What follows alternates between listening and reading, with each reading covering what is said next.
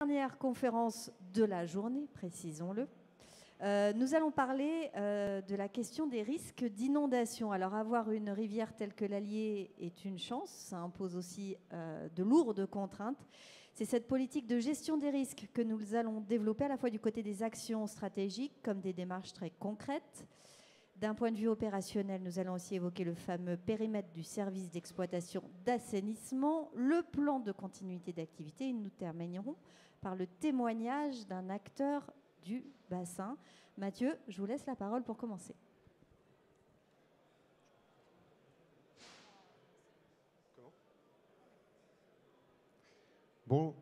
Bonjour à tous. Donc, moi, je suis Mathieu Boisseau, je dirige le service prévention des risques et gestion des milieux aquatiques au sein de Vichy Communauté, la communauté d'agglomération.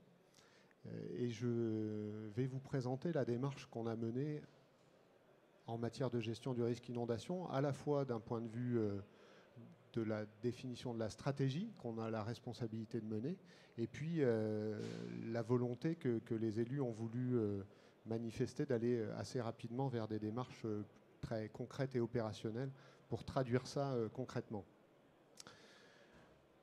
Comme l'a dit Karine, effectivement, la présence de la rivière dans l'agglomération de Vichy, c'est à la fois quelque chose de déterminant dans notre identité territoriale, parce qu'on est une agglomération thermale et qu'elle est à la fois vecteur d'identité et puis support de développement économique pour notre territoire.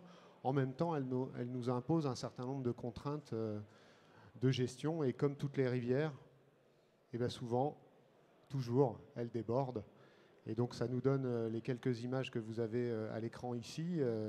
En bas à gauche, c'est sur la rive d'en face, un lotissement dont je vous reparlerai tout à l'heure, et puis d'autres images dans l'agglomération sur d'autres communes, soit très récemment en 2003 ou en 1943 pour une crue un petit peu plus ancienne. Voilà, toujours, on n'est pas très loin d'ici, là, un petit montage pour illustrer que l'inondation vient jusqu'au cœur de la ville sur notre territoire. Alors pour répondre à ces enjeux-là, la responsabilité d'une collectivité comme la nôtre, c'est d'élaborer une stratégie locale de gestion du risque inondation. On avait à élaborer cette démarche avant la fin de l'année 2016. Et donc à cette période-là, les élus viennent de valider un nouveau projet de territoire qui parle beaucoup des cours d'eau et qui a un certain nombre de projets d'aménagement urbain autour de ces cours d'eau. Et ces projets, ils vont nous aider aussi à structurer notre démarche autour du risque, à apporter des réponses concrètes et en même temps que d'autres démarches, en partenariat avec l'établissement public Loire, sur la vulnérabilité des réseaux, qu'ils soient électriques, d'assainissement ou de transport, sur la continuité d'activité de nos services en temps de crise, ou même sur la gestion de la crise elle-même en relation avec les communes. On a mené toutes ces démarches-là durant l'année 2015 et 2016 pour aboutir à l'élaboration de cette stratégie. Mais pour élaborer une stratégie, il faut déjà avoir un diagnostic assez fin du risque et bien connaître ça pour prendre les bonnes dispositions. Et on a pu bénéficier d'une expérimentation, de la mise en place d'une expérimentation sur notre territoire avec l'application du référentiel national de vulnérabilité aux inondations.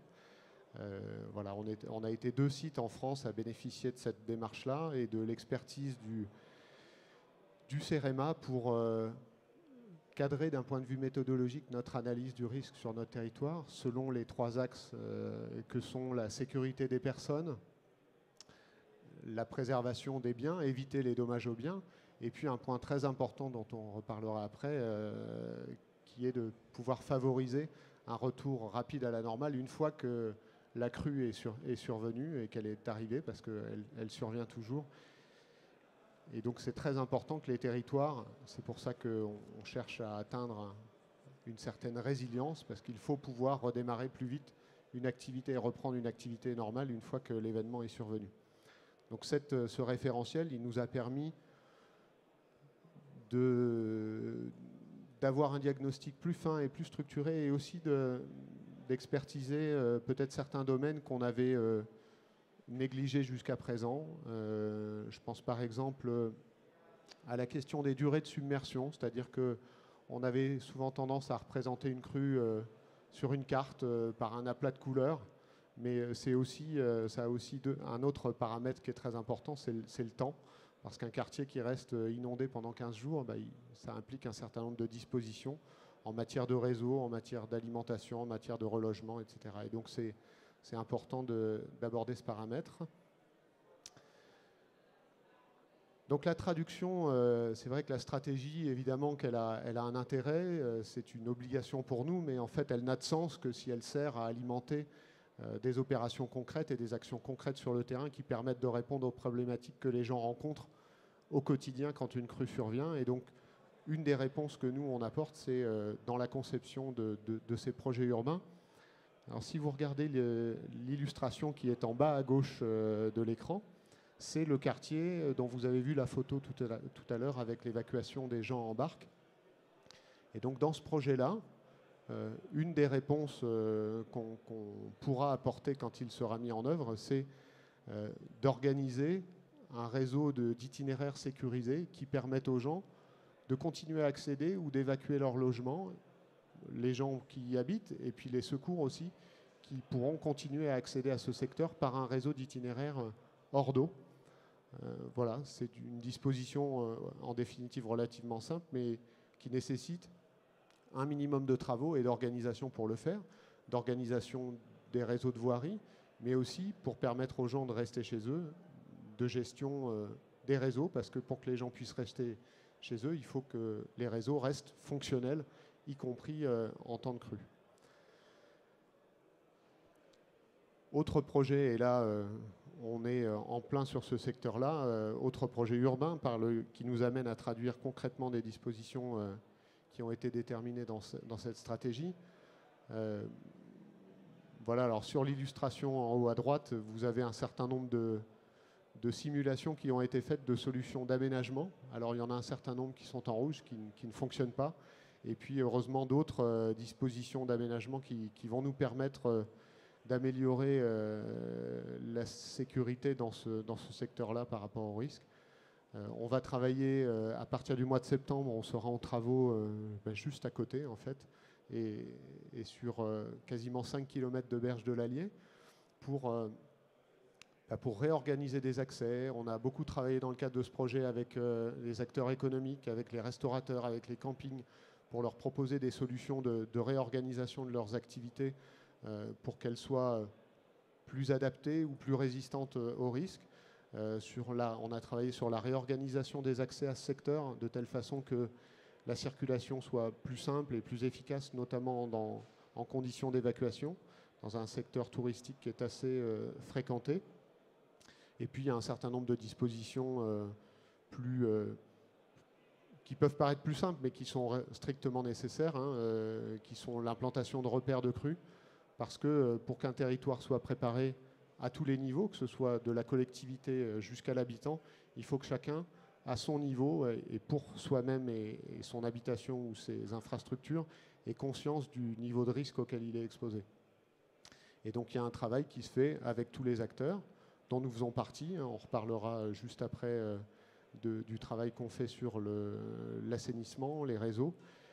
Et dans ce secteur-là, il y a à la fois un travail très précis qui a été fait sur les réseaux d'assainissement pour sécuriser des postes de relevage, pour mettre hors d'eau des infrastructures électriques qui aujourd'hui étaient exposées et qui, par le projet, c'est l'occasion de les sécuriser. Et puis, idem, le même travail sur le réseau d'eau potable et une station de production d'eau potable. Voilà, sur cette dernière diapositive, l'idée c'est vraiment de montrer que pour nous, ce qui est important, c'est vraiment de travailler à la fois de cette échelle stratégique jusqu'à une traduction très concrète par ces projets urbains qui ont constitué de vraies opportunités pour nous de construire un aménagement qui soit plus adapté aux risques, parce qu'on ne peut pas toujours le maîtriser et que c'est une tentation parfois contre-productive de vouloir le maîtriser et qu'il vaut mieux chercher à s'adapter et à prévoir des choses plus souples qui sont au final plus réactives. La sensibilisation, c'est un point très important. Et oui, et qu'on soit plus, plus adapté et plus réactif à tous les niveaux, du niveau stratégique, c'est ce que je vous disais, jusqu'au niveau très opérationnel, sur la gestion d'un service comme le service assainissement, par exemple.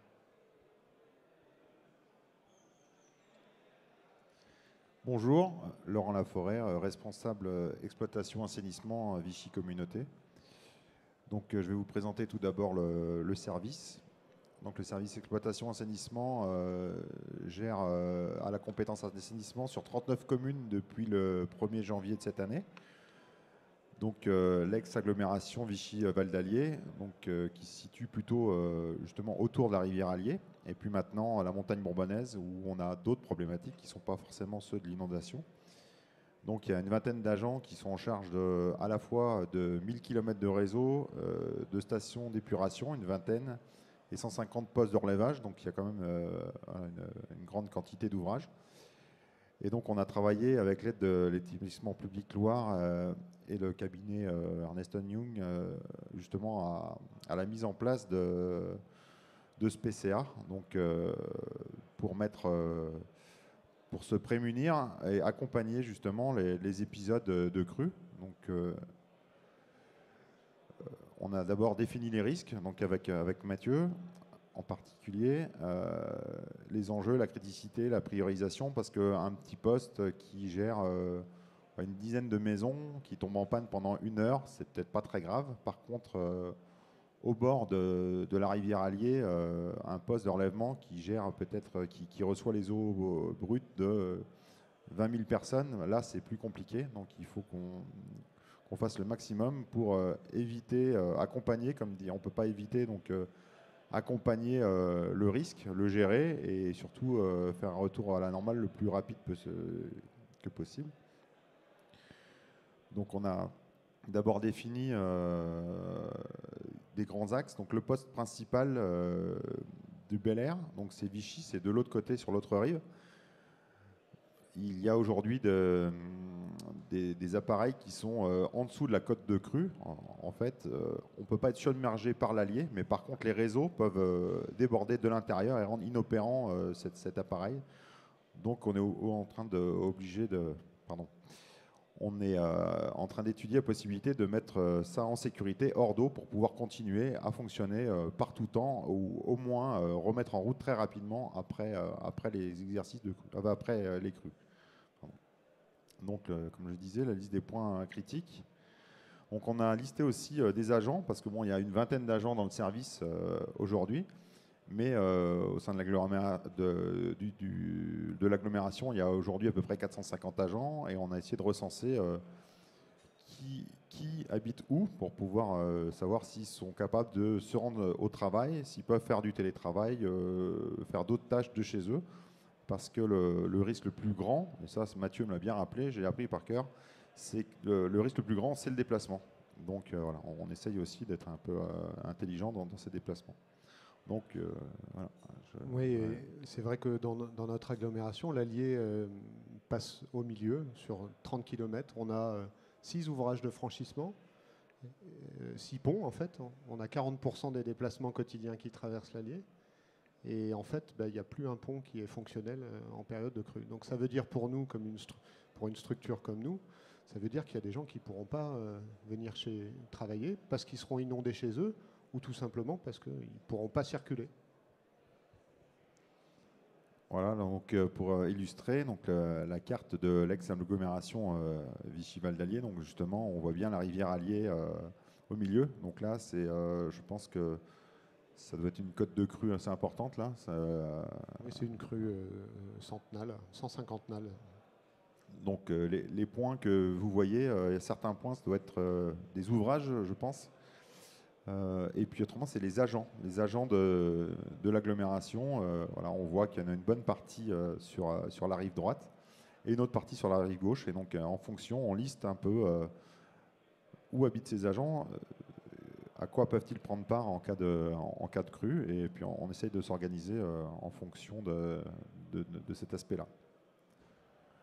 Donc on a pris ce point-là et on a décidé de faire quelques opérations ciblées sur fin d'année, début d'année prochaine. Donc là, c'est l'image, par exemple, l'image de gauche, c'est la station d'épuration de Saint-Germain-des-Fossés, qui est justement en bordure d'Allier. Et aujourd'hui, on se rend compte, parce qu'on a eu un épisode il y a 2 ans, une petite crue d'un petit affluent de l'Allier, qui est le Béron, qui a noyé complètement les ouvrages.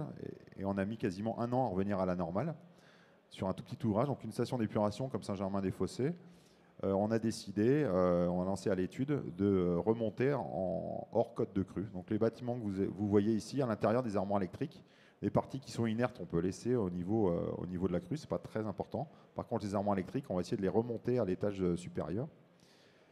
Et la partie de droite, c'est le dégrilleur. Donc c'est un outil stratégique sur les réseaux d'assainissement qui est en face de nous, côté de l'Allier, là.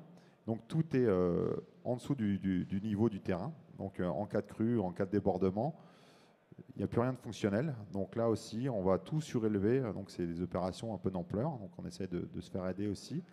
On fait des études et en espérant qu'en cours d'année prochaine, ces 2 opérations soient menées et qu'on puisse au moins être serein sur ces ouvrages stratégiques-là. En sachant qu'il y a quelques-uns, comme la station d'épuration de Saint-Yorre, qui n'est pas ici, qui a déjà eu des études et tout a été relevé déjà. Donc on a déjà avancé un peu ces sujets-là il y a une dizaine d'années. On essaie de réfléchir en termes de prévision à chaque fois qu'on fait un projet un peu important.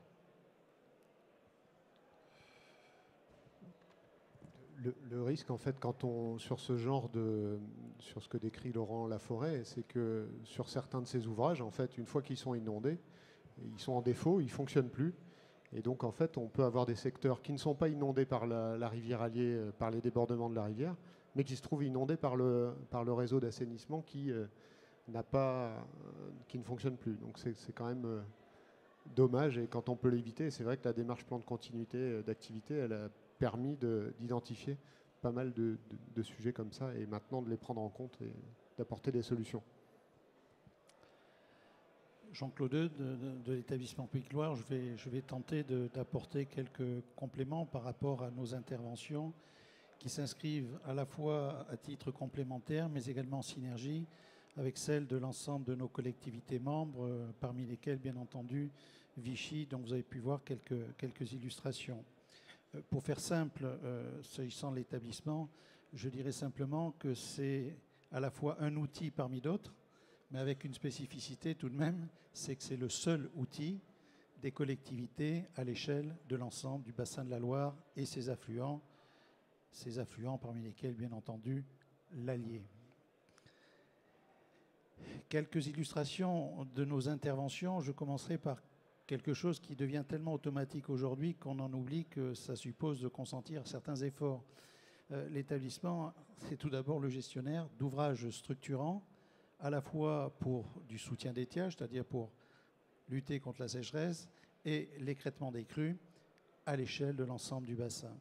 De manière très, très concrète, la mesure du résultat, la mesure du service qui est rendu par ces ouvrages de bassin, un qui se trouve sur la Loire à Villeray, l'autre qui se trouve sur l'Allier à Naussac, apparaît ici. Aujourd'hui, ils ont permis, dans leur fonctionnement d'ensemble, de soutenir à la fois l'étiage le plus long, l'étiage le plus sévère et les derniers étiages récurrents que l'on observe ces dernières années. Pour ce qui est de l'écrêtement des crues, ils ont permis notamment d'écrêter les crues de 2003 et de 2008, dont l'intensité nous renvoie, en termes de référence, à celle de 1907. Donc, en l'état actuel des choses, un dispositif qui, à la fois pour une question vitale de ressources en eau, d'autre part de contrôle des masses d'eau, rend les services attendus, étant aussitôt précisé qu'il rend ces services jusqu'à un certain niveau. C'est-à-dire qu'arrive un moment où les phénomènes sont tels que le fonctionnement du barrage va acquérir une certaine transparence. Pour autant, 1,50 m d'eau en moins, je regarde nos collègues de Roanne, à Roanne, 50 cm d'eau en moins dans des villes comme Orléans et comme Tours, compte tenu de l'état de nos systèmes, c'est pas forcément à négliger. La deuxième intervention, et vous avez vu des illustrations, comment ça se traduisait chez les opérateurs, c'est que l'établissement est un opérateur en appui aux stratégies qui ont été évoquées, ces stratégies territorialisées de gestion du risque inondation. Et là, il agit à deux niveaux. La première, c'est que chacun ayant tendance à considérer ce qui l'intéresse prioritairement, c'est-à-dire son territoire, il y a un risque de perte de vue, ce qui se fait un peu plus haut, un peu plus bas ou à côté. Donc, de ce point de vue-là, l'établissement rappelle régulièrement des éléments de cohérence à différentes échelles de descente du bassin vers les territoires concernés. Ça, c'est un premier travail qui est vital, puisqu'on est quand même dans des chaînes à la fois de cohérence hydraulique, hydrographique et de solidarité qui sont importantes.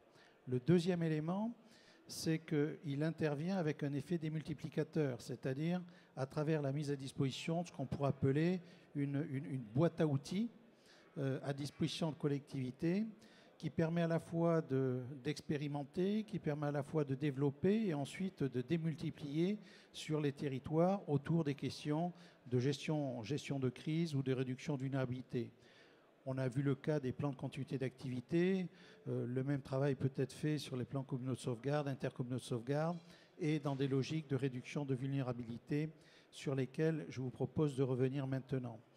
À ce titre, il essaie, à chaque fois que c'est possible, dans un environnement qui s'avère chaque jour de plus en plus complexe, de faire en sorte que les choses soient faciles. Faciles. Ça, c'est quelque chose qui est un objectif extrêmement intéressant, mais très, très ambitieux. Et je voulais simplement donner deux exemples. Deux exemples à travers ce qui a été développé à la fois en faveur des activités économiques, autrement dit des capacités à identifier ces vulnérabilités, identifier des moyens de réduire ces vulnérabilités, et pour le patrimoine culturel. Par rapport à ça, si j'avais une image, je serais tenté de dire qu'on est un petit peu en permanence en train de rappeler ce qu'on appelle la règle des 3P, quoi. La règle des 3D, pardon. Les 3P, c'est prévention, prévision et protection. Les 3D, c'est un petit peu notre boussole. Il y aura toujours à côté de vous quelqu'un qui va vous dire oh, « de toute façon, moi, ça ne m'arrivera jamais ». Ça, c'est ce que j'appelle le principe du déni. Autour de vous, dans n'importe quel bistrot, il y a toujours quelqu'un qui vous dira « ça ne m'arrivera jamais ». À côté de ça, il y en a qui sont désespérés. C'est le désespoir. Il y en a qui vous disent oh, « de toute façon, c'est trop, je ne sais pas, je verrai, les assurances s'en occuperont. » Voilà. Donc ça, il y a celui qui est dans le déni, et l'autre qui semble dans le désespoir. Et nous, on dit, entre les deux, la boussole, c'est la détermination, chacun, à faire ce qu'il peut et ce qu'il doit à son échelle. Et quand on regarde le problème sous cet angle-là, on s'aperçoit que chacun, comme individu qui habite une maison, comme quelqu'un qui travaille dans une entreprise, comme quelqu'un qui emprunte des transports, etc., chacun, à sa manière, peut apporter des éléments de solution. La seule chose, c'est qu'il faut que ce soit simple, compréhensible, et que l'investissement à consentir par les uns et par les autres ne soit pas colossal. Donc, tous les outils qui sont développés, il faut petit un qui soit gratuit. Il ne faut pas qu'il soit obligatoire, parce que dès que vous dites à quelqu'un « tu es obligé de », immédiatement, il se braque. Il faut faire en sorte de créer un environnement qui fasse que chacun se dise « finalement, c'est plus intelligent d'essayer de réduire ma vulnérabilité, qui patrimoine, qui activité économique, qui personne habitant en logement, que de m'en remettre au hasard ou éventuellement aux assurances, puisque tout ça, in fine, a un prix. » Donc par rapport à ces outils, je n'irai pas plus loin, il suffit de se brancher sur le site de l'établissement et vous verrez comment il fonctionne. L'idée, c'est que chacun doit pouvoir faire quelque chose à son échelle. Le dernier élément, lui, il est plus compliqué quand même. Je dis on essaie de faire simple. Il est plus compliqué, il n'est pas compliqué, il est complexe. Il est complexe en ce sens qu'un bassin fluvial, c'est quelque chose qui est relativement sophistiqué, avec des interdépendances qui sont permanentes. Ce que nous avons voulu montrer, c'est que par rapport à la question de la protection contre les inondations, qui n'est qu'un élément de solution du problème, je répète, il ne s'agit pas d'avoir des solutions qui remplacent les unes par rapport aux autres, il s'agit d'avoir des gammes de solutions qui se complètent les unes par rapport aux autres. En matière d'infrastructures de protection contre les inondations, Quand on regarde ce à quoi on est confronté, on voit très clairement qu'il y a des logiques de continuité qui sont telles que pour attaquer le problème à la bonne échelle, il faut manifestement se placer à cette échelle-là. D'où le travail qui a été initié par l'établissement de proposer ce projet d'aménagement d'intérêt commun de l'ensemble des infrastructures de protection à l'échelle du bassin.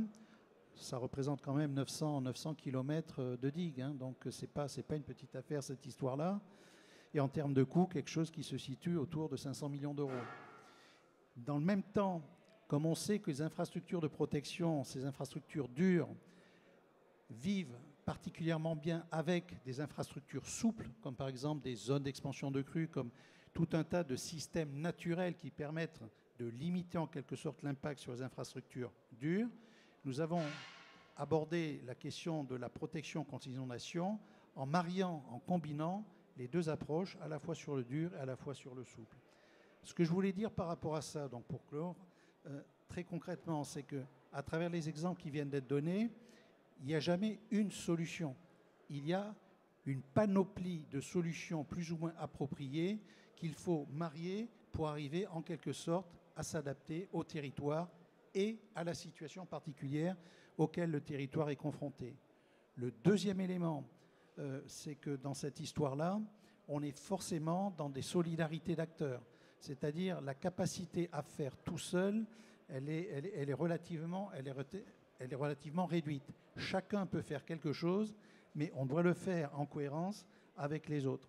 Et par rapport à cela, donc simplement indiquer que c'est le travail que nous essayons de conduire et notre présence ici montre qu'on le fait de plus en plus systématiquement. C'est à chaque fois faire en sorte que les relais d'exécution, les relais d'implémentation puissent être utilisés sur les territoires. Avec Vichy, vous avez eu l'exemple du PCA, il y a eu l'exemple des repères de crues. Il suffit de se balader en bordure de l'Allier. Il y a les guinguettes en réduction de vulnérabilité, les entreprises. On voit que très rapidement, toutes ces choses-là permettent à tout le monde de gagner par rapport à des problématiques qui, de toute façon, il faut garder beaucoup d'humilité. Historiquement, nous ont toujours dépassés. Donc on peut simplement essayer de réduire la note. Envisager qu'on puisse tout solutionner, ce serait peut-être un petit peu trop ambitieux aujourd'hui. Mais j'ai déjà été trop long. Merci beaucoup, messieurs. Merci beaucoup à vous. Est-ce que vous avez des questions? Une petite question, mademoiselle?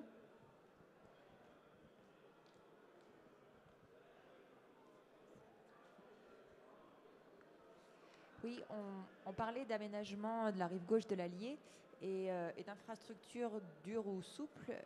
Quel type d'infrastructure va être mise en œuvre et comment on va lutter contre les crues? Je crois qui sur Belle-Rive serait assez impactante. Alors, dans la diapositive que je montrais, il y a effectivement quelques solutions qui sont plutôt de l'infrastructure dure qu'on a testées, envisagé, simulé d'un point de vue hydraulique, c'est-à-dire qu'on a essayé de voir ce que ça donnait, quelle influence est-ce que ça aurait, pour finalement se rendre compte que dans ce cas de figure-là précis, elles engendrent parfois plus de conséquences négatives que positives. C'est-à-dire qu'effectivement, elles jouent leur rôle en protégeant tel ou tel secteur. Par contre, l'eau qui ne va pas à un endroit, elle trouve toujours un chemin pour aller ailleurs. Donc on a abandonner effectivement un certain nombre de solutions d'aménagement de type digue, pour parler simplement, pour aller plutôt vers des solutions organisationnelles, ce que je disais tout à l'heure, c'est-à-dire que la réorganisation des accès, la réduction de vulnérabilité site par site, comme le disait Jean-Claude Eudes, où chacun à son échelle regarde sa propre vulnérabilité d'acteur sur l'eau potable, sur les réseaux électriques, sur les réseaux d'assainissement.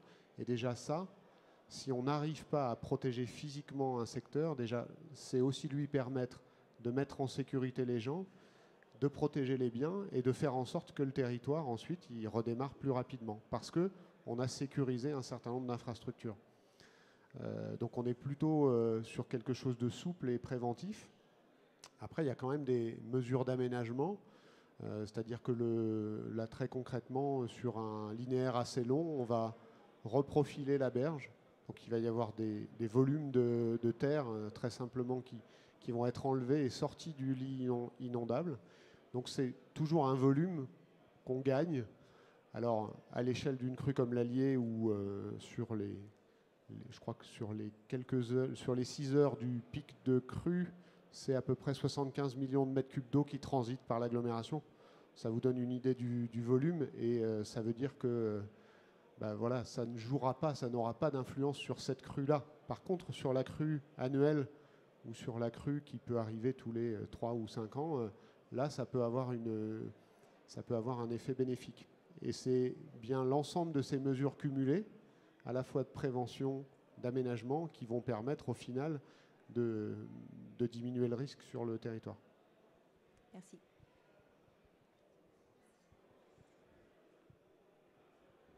Oui, dans le cadre du plan de continuité d'activité, moi j'aimerais un petit peu savoir quelle a été la réaction des gestionnaires de réseau.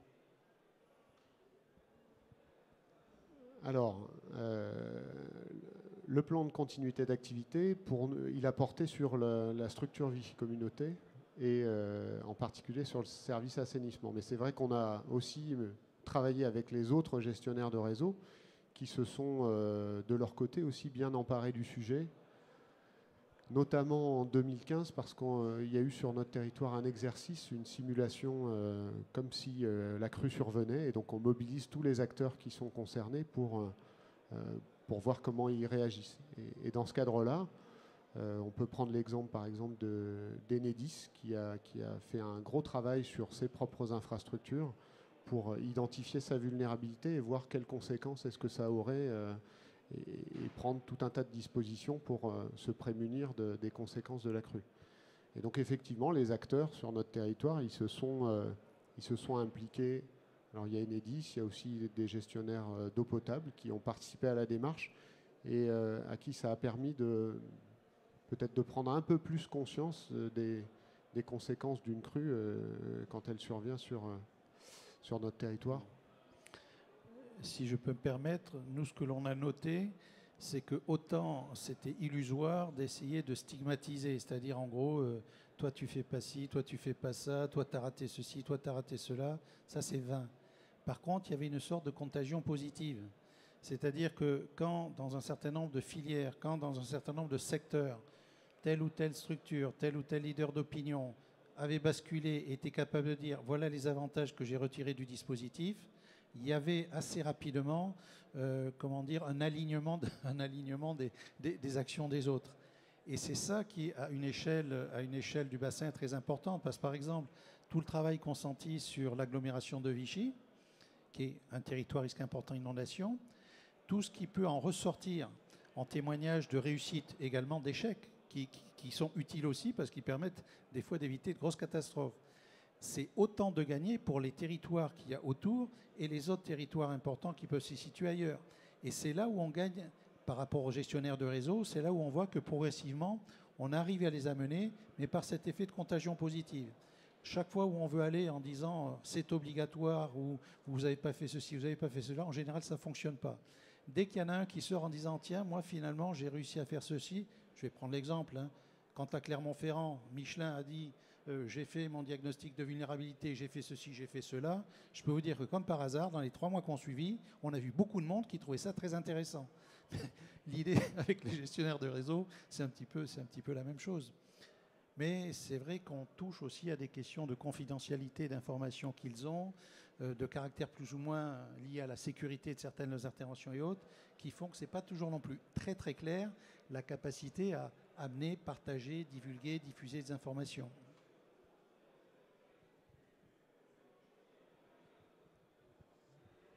Mathieu, on a beaucoup parlé de crues annuelles, crues centennales. C'est quoi dans la réalité les fréquences de retour ? C'est vrai que j'ai peut-être pas été assez précis là-dessus. La crue, toujours la plus importante, souvent pour laquelle on se prépare, on l'a dit centennale, c'est-à-dire qu'en fait, elle n'arrive pas une fois tous les 100 ans, elle a une chance sur 100 chaque année de se produire. C'est-à-dire qu'il y a beaucoup plus de chances qu'elle se produise que de gagner au loto.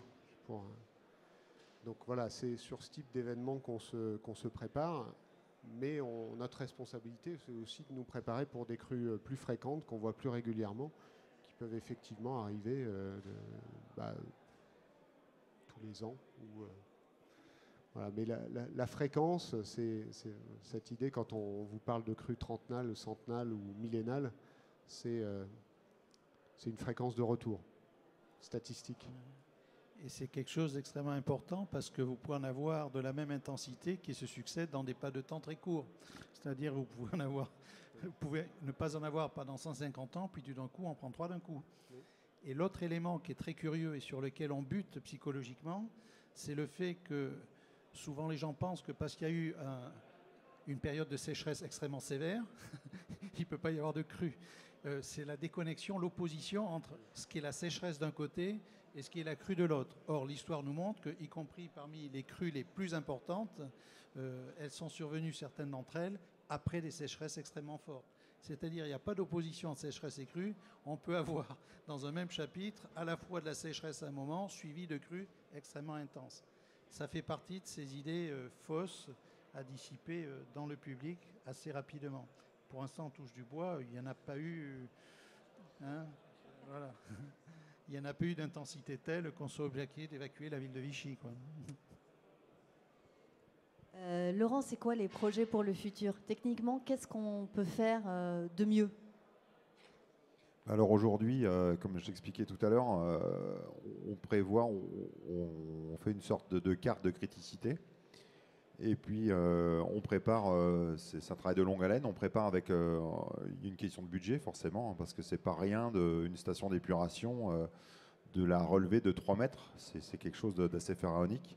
Donc on prépare déjà cet aspect-là sur le budget et puis on fait des plans pluriannuels en fonction justement du point de criticité. À tel endroit il faut faire ceci, à tel endroit c'est peut-être pas la peine parce que ça touche moins de monde, c'est moins grave. Donc vraiment, puis il faut faire vraiment des études pour pas gaspiller l'argent non plus, quoi. Donc c'est vraiment travailler tous ensemble, donc aussi avec les gestionnaires de réseau.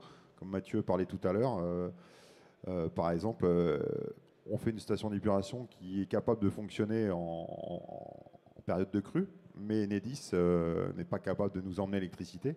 Donc ça ne sert à rien. Donc il faut vraiment travailler avec tout le monde. Et c'est là aussi que c'est important de travailler avec les établissements autour hein, pour mutualiser tous ces systèmes. Voilà. Est-ce que vous avez encore une petite question dans le public?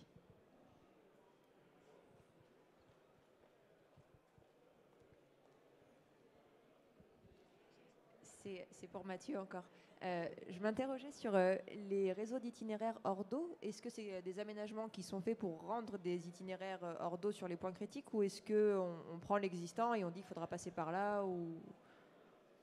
Alors, il y a les deux types en fait. C'est-à-dire qu'il y a des itinéraires qui existent et ponctuellement à certains endroits, il suffirait de rehausser certains points pour permettre de garantir un passage hors d'eau pour certains types de crues. Là encore, on va parler de la fréquence de retour. Et puis, sur les immeubles que je vous montrais, il y a cette idée de peut-être les connecter les uns aux autres avec un réseau de passerelles qui permettrait de garantir un accès en tout temps. Voilà, à la fois en temps d'inondation et puis en même temps, ce réseau de passerelles, en termes d'agrément, d'aménagement, il a aussi un côté sympa. Voilà. Et donc, on essaye toujours dans les projets là, d'allier ce côté fonctionnalité urbaine en temps normal, en fait, et agrément d'usage, et en même temps, en temps de crise, l'utilité de la crise, du secours. Voilà. Mais comment on intervient en domaine privé sur les immeubles, par exemple? C'est nous qui allons porter le projet ou est-ce qu'on les incite fortement à le faire ou... Non, alors effectivement, c'est aujourd'hui, ce projet, il est à une échelle territoriale assez importante. Donc, nous, on envisage tout un tas de solutions. Après, c'est à nous d'arriver à mobiliser les acteurs concernés pour faire et à les accompagner pour mobiliser des dispositifs qui existent aussi, qui permettent d'accompagner parfois financièrement certains aménagements, que ce soit pour de l'habitat ou de l'activité économique.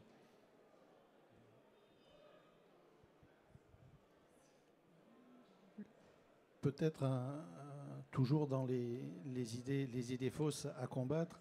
Très souvent, quand on parle de la crue, on parle de lutter contre la crue. En fait, le problème, il est davantage dans la tête que dans la réalité de ce qui se passe.